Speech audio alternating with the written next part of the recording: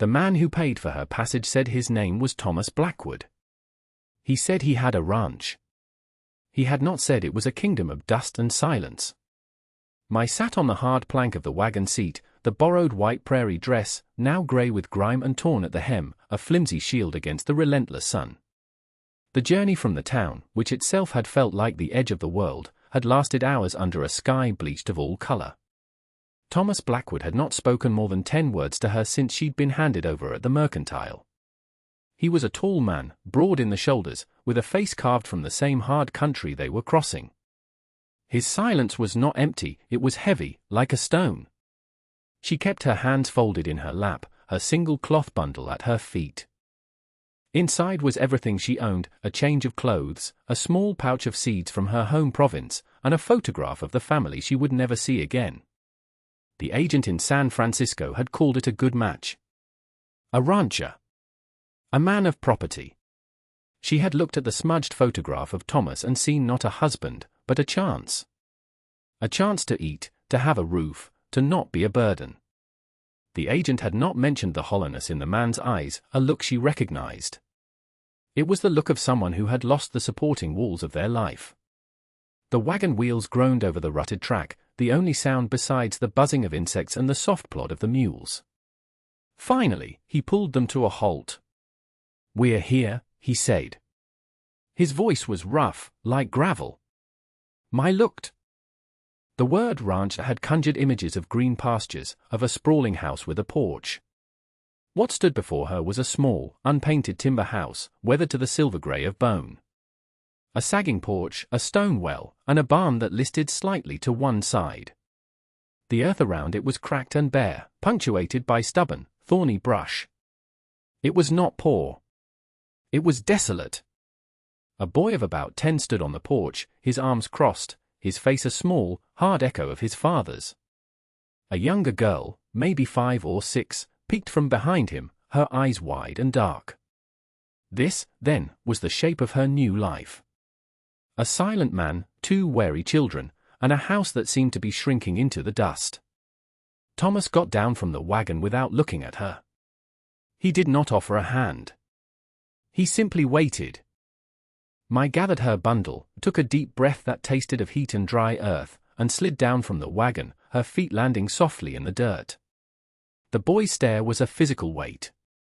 She straightened the tattered fabric of her dress, a useless gesture of dignity, and walked toward the house, toward the 3 figures who stood like statues in the unforgiving light. The bargain had been struck. Now it had to be lived. The inside of the house was clean but profoundly empty. It was a house scrubbed of a person.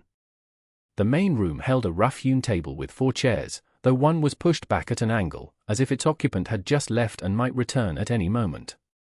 A cold hearth dominated one wall. There were no pictures, no curtains, no softness of any kind. It was a place for sleeping and eating, not for living. Thomas gestured vaguely toward a narrow door. "That's your room," he said, and the word seemed to cost him something. Then he turned and went outside, the screen door slamming behind him with a sound that made the little girl jump. The boy, Jacob, did not move. He just watched her, his gaze unwavering and hostile. "You're not our mother," he said, his voice low and clear. Mai met his eyes. She did not know enough English to argue, nor did she have the heart to. She simply nodded once, a small, tired acknowledgement of the truth. She was not their mother. She was a stranger who had been purchased to fill a space. The little girl, Sarah, finally scurried from behind her brother and disappeared into another room. Jacob held his ground for another moment before turning sharply and following his father outside. Left alone in the quiet, Mai walked to the room she had been given. It was little more than a closet, containing a narrow cot and a small crate for a table. A single window looked out onto the parched yard. She placed her bundle on the cot but did not open it. There was no reason to unpack. This place did not feel like a home, it felt like a waiting room.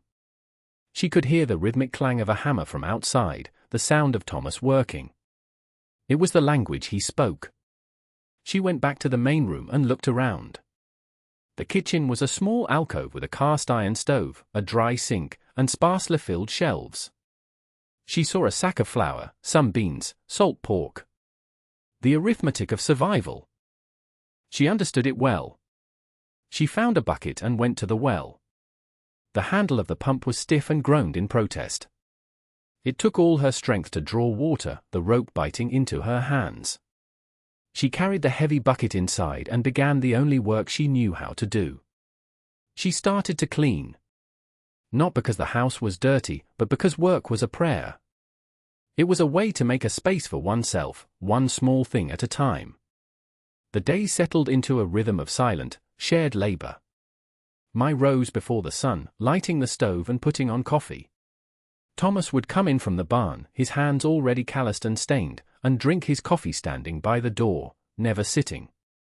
He would eat the biscuit she made without comment, then leave for the day. Jacob was his shadow, learning the hard work of the ranch, his small face set in grim imitation of his father's. Sarah was a ghost in the house, a flicker of movement at the edge of Mai's vision. She would watch, always from a doorway or a window, her thumb in her mouth. Mai never pushed. She simply moved through the house, her presence a quiet, steady hum beneath the louder silence of their grief. She swept the floors. She mended Jacob's torn shirt, leaving it folded on his cot. She found a patch of earth behind the house where a garden had once been, the soil choked with weeds but still dark and promising. She took out the small pouch of seeds from her bundle. They were all she had of her home, tiny promises of life carried across an ocean. Using a rusted trowel she'd found near the barn, she began to clear the plot. It was back-breaking work in the summer heat. The sun beat down, and the ground was like iron. But with each weed she pulled, with each stone she cleared, she felt a piece of the desolation fall away. This small square of earth was something she could control, something she could nurture. One afternoon, as she was carefully dropping seeds into a shallow furrow, a shadow fell over her. It was Sarah. The little girl stood a few feet away, clutching a fistful of wilting yellow wildflowers. She said nothing, just watched Mai's hands as they patted the soil. Mai continued her work, her movement slow and deliberate. After a long moment, Sarah took a hesitant step forward and held out the flowers. "For you," she whispered, the words barely audible. Mai stopped. She looked at the small, grubby hand, at the offering of crushed petals and dusty leaves. She took them gently, her fingers brushing Sarah's. She smiled, a real smile that reached her eyes. "Siesye," she said softly.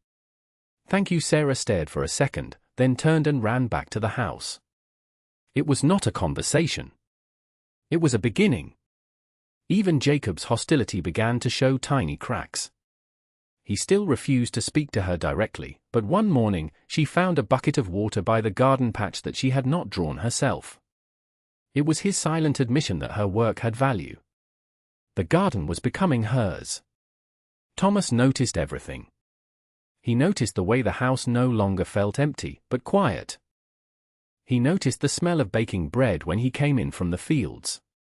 He noticed the neatly patched elbows on his work shirts. He noticed the small patch of green that was beginning to emerge behind the house. He said nothing. Acknowledgement was a currency he no longer knew how to spend. But one morning, Mai went to the well and found a new, smooth wooden handle fitted to the pump. It moved easily, without a groan, the rope gliding smoothly. He had done it in the night, or in the hours before dawn, a silent answer to a complaint she had never made.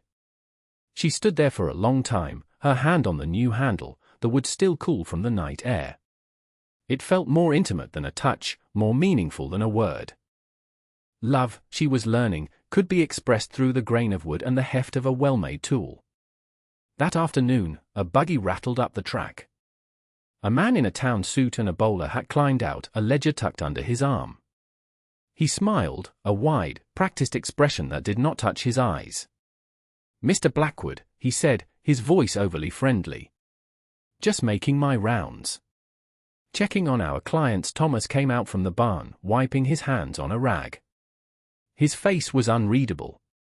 "Davies," he said, a flat statement of fact.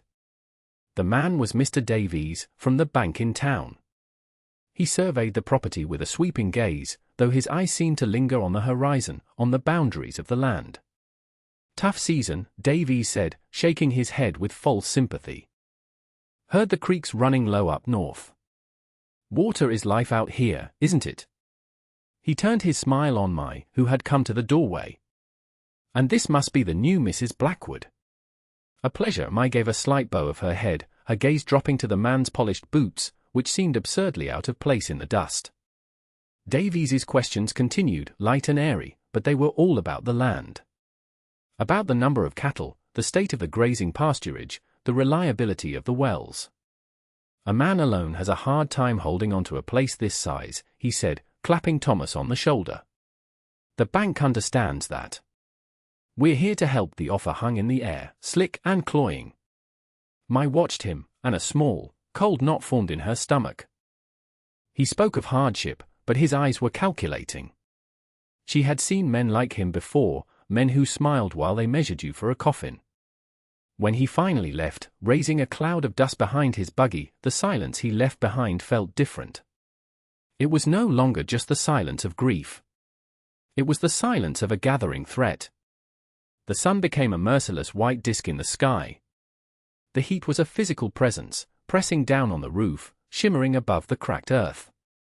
The green shoots in Mai's garden, once so brave, began to wilt in the afternoons, no matter how much water she carried.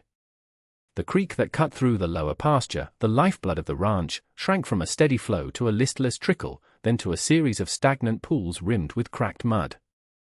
The cattle grew thin, their heads drooping as they searched for any patch of green. The tension in the small house grew with the heat.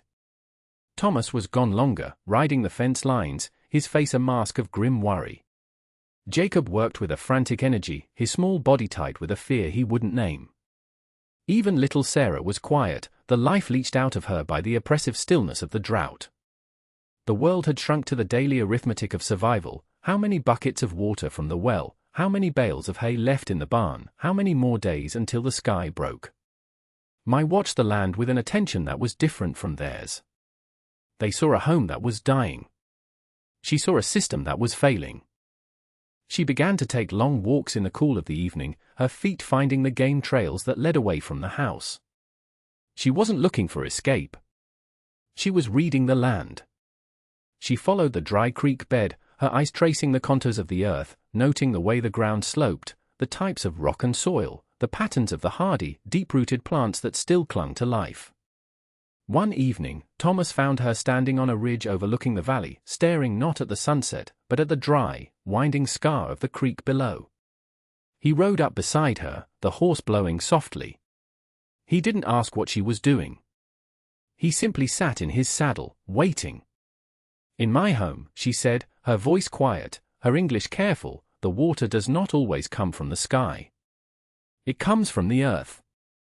You must know where to listen for it." He looked at her then, truly looked at her, and saw not just the woman who cooked his meals and mended his shirts, but someone else. Someone with a knowledge that was as old and patient as the land itself. Her family had not just been farmers. They had been masters of the patient art of irrigation, coaxing life from the dry Lurs plains of Shanxi province for a dozen generations.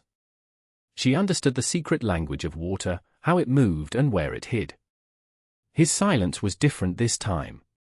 It was not a wall. It was an invitation to speak. A week later, Mr. Davies returned. This time, he did not bother with pleasantries. He got right to the point, his voice smooth with a terrible, feigned compassion. "Thomas," he said, standing on the porch and refusing to come inside. "The bank is concerned. This drought, it's hitting everyone hard. We can't extend your credit any further." He paused, letting the words sink in. "But I have a proposition. A kindness, really. An investor I know is willing to take the land off your hands. He's offering a fair price. Enough for you and the children to start over somewhere else. Somewhere with more rain." Perhaps the offer was an insult, a fraction of what the land was worth even in a drought. It was not a rescue. It was a vulture circling. Thomas stood rigid, his hands clenched into fists at his sides. "The ranch is not for sale," he said, his voice a low growl. Davies sighed, a theatrical display of disappointment. Think of your children, man. There's nothing left for you here but dust and debt. I'll leave the offer on the table until the end of the month. After that, he let the threat hang unfinished in the shimmering heat. He tipped his hat to Mai, who stood silently in the doorway, and drove away. That night, Mai could not sleep. Davies's words echoed in her mind. Nothing left for you here. It was a lie. She had seen the way Thomas cared for his cattle, the deep knowledge he had of the land. He was a good rancher. Something was wrong. The drought was real, but this felt manufactured, a pressure being applied with surgical precision. She thought of Davies's first visit, his careful questions about water. Heard the creeks running low up north. An idea, sharp and sudden, took hold. The creek didn't just begin on Thomas's land, it flowed down from the adjacent property, a stretch of scrubland that had been empty for years. The next morning, before dawn, she left the house. She took a small canvas sack with a water skin and a piece of bread and began to walk, following the dry creek bed north, toward the property line. They crossed the unmarked line onto the neighboring property. The land here was the same, baked and thirsty. But as they followed the winding path of the creek bed further, Mai began to notice things. A series of freshly dug post holes, hidden in a thicket of mesquite. The tracks of a heavy wagon that had been deliberately obscured with brushed branches. And then, she found it. Tucked into a narrow bend in the creek, hidden by a canvas torp and a pile of deadfall, was a dam. It was new, crudely built from earth and rock and timber, but it was brutally effective. It blocked the creek entirely, diverting the meager flow into a deep, newly dug holding pond. The water wasn't gone. It had been stolen. Jacob stared, his mouth open. Who would do this? He whispered. Mai didn't answer. She knelt, examining the construction. She saw the marks of tools, the discarded scraps of milled lumber. This was not the work of a desperate squatter. This was planned. Funded. She knew, with a certainty that chilled her despite the heat, who was behind it. Mr. Davies and his investors. They were not waiting for the drought to kill the ranch. They were strangling it themselves. They returned to the house as the sun was setting. Thomas was on the porch, his worry etched into deep lines around his eyes. He saw their faces, dusty and grim, and knew they had found something. Mai explained, her voice low and steady, Jacob adding details in short, angry bursts. She laid out the truth as plainly as she had laid out the seeds in her garden. It was not a suspicion. It was a fact, witnessed and understood. Thomas listened, his expression hardening from worry to a cold, dangerous calm. He did not rage. He did not curse. He saddled his horse and rode for town, to fetch the sheriff. While he was gone, Mai went to her room. Her small cloth bundle sat on the cot where she had left it on her first day. She had never unpacked. She had always kept an exit ready, a habit learned from a life of uncertainty. She looked at the bundle, the last tie to her old life, the symbol of her readiness to leave. The open question of her place in this house, in this family, was tied up in its worn fabric. Would she see this through? Or would she take her few belongings and walk away from this fight that was not hers? She touched the cloth, a decision hanging in the balance.